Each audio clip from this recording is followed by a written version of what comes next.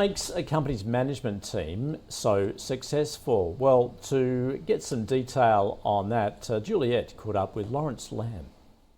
I've run Lumenary Investment Management. I've been running for 8 years. An investment fund that focuses on founder-led companies. Before that, I spent some time working for government. I've worked in consulting. I've worked for investment banks as well. So a varied career, but I've seen a lot of companies, and through the culmination of all that knowledge and the research that I put in and now putting into practice this research, I've written this book that talks about this very topic of what makes an exceptional management team. And what does? Well, there's really 3 things. The first thing is the ability to make bold decisions. Now, easier said than done. For a lot of companies, they're handcuffed by heavy bureaucracy. So if you take, for example, back in 2006, Yahoo made a bid for Facebook. They offered $1 billion. Yeah. And Mark Zuckerberg was under immense pressure from his executive team to accept the offer. It was a huge valuation at the time, but he chose not to. He saw a greater opportunity. And so making these really hard, difficult decisions in the face of your staff, in the face of investors, is a special quality that not many companies have. In the end, all these executives left within a year of rejecting that deal. If you take another example, in the early 90s, Hermes as a luxury brand was not the top brand as it is today. They were struggling. Yeah. So Jean-Louis Dumas, who's a member of the Hermes family, he decided to shrink the number of stores and really elevate the brand, focus on increasing that price point.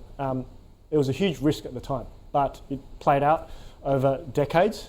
It was a bold decision that was hard to make, but that's what's needed to take these companies to the next level. I mean, a lot of small companies or founder-led companies, if they become very successful, then they get taken over by big corporates or M&A activity happens.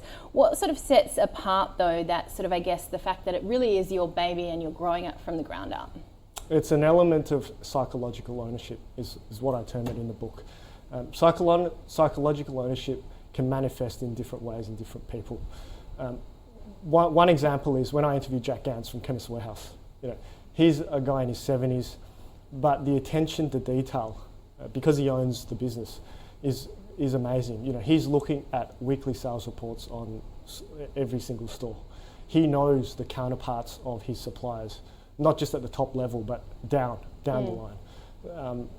Other companies that might manifest in an extremely long-term vision. So if we take Brunello Cucinelli, an Italian company that focuses on luxury clothing.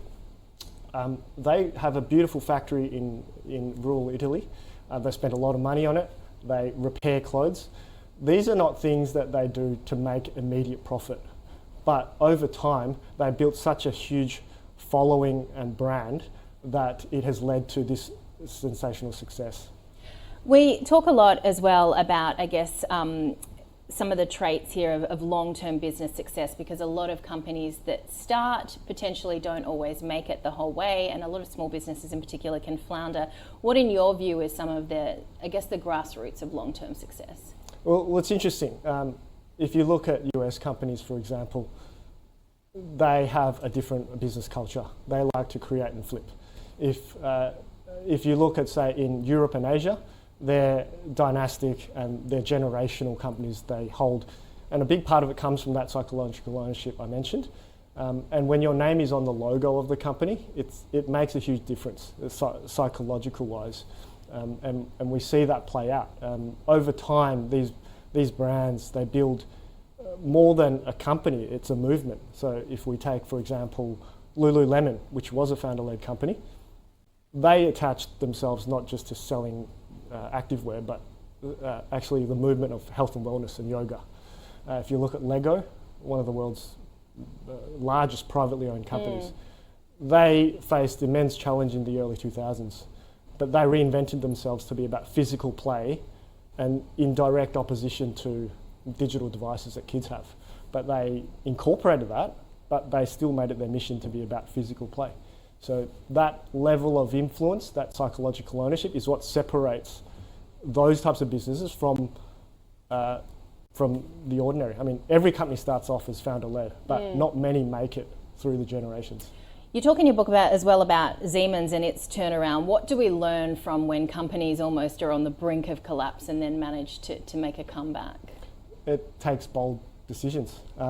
I compare in the book, I compare it to Boeing, which continues to flounder, continues to have problems. And if you contrast the two, you look at what Siemens did, they really streamlined their board structure. That was one of the first things they did. They had a 2-tier board structure, they made it into one. They've got operations in almost every country in the world. It was a huge internal reorganisation as the first step, and not many companies can do that. It's a difficult thing, a costly thing, and the bureaucracy creeps in. The other part of being a successful human, a successful business person is often to have balance. We hear a lot about burnout and the like. I noted that you are quite into your sports, you like basketball, you write in the book that ball is life. What have you learned from that sort of mantra as well about how to juggle all the balls in the air, and I guess what you mean more broadly by that? Yeah, well, I just had a 1-year-old baby as well, so a big year for me last year. Ball is life is, for all the basketballers out there, they know that mantra. If I compare it to, say, investing, basketball has evolved over time, and so too does investing in life. You know, back in the early 90s, the game was different. It was about centres being big and staying inside. These days, the centre, and for all the basketballers know what I'm talking about, centres shooting threes. And we see that in, say, tennis, for example. We were discussing the Australian Open. Tennis players are now skinnier, taller, an inevitable evolution of the game. And investing, so too, has evolutions as well. And the current era we are in is no longer the one we saw last decade or the decade before. So for me, that mentality of constantly being humble and learning about what the trends are in today's world is essential to basketball life and investing. And when it comes to investing, just tell us how you're reading the current dynamics, I guess, because there's always uncertainties, but we're dealing with President Trump 2.0. We just had the DeepSeek shock disruption of AI as well. I mean, how do you sort of look at all those changing thematics and make long-term decisions? I think there's a great opportunity to make use of this this disconnect between East and West. You know, there's this narrative at the moment, it is East versus West. But actually, when you think about a portfolio construction, you want to have exposure to both, because with Trump coming on board and the potential for geopolitical tension, markets have become less correlated. And that is a good thing for anyone looking to construct a portfolio. You want to have diversification. And so what I've done in my portfolio is actually make use of that. You know, when China is up, US and Europe are down. And you want to be able to switch your capital, take profits from one geographical area and switch them to another when they're undervalued. That opportunity doesn't exist when everything goes up and everything goes down.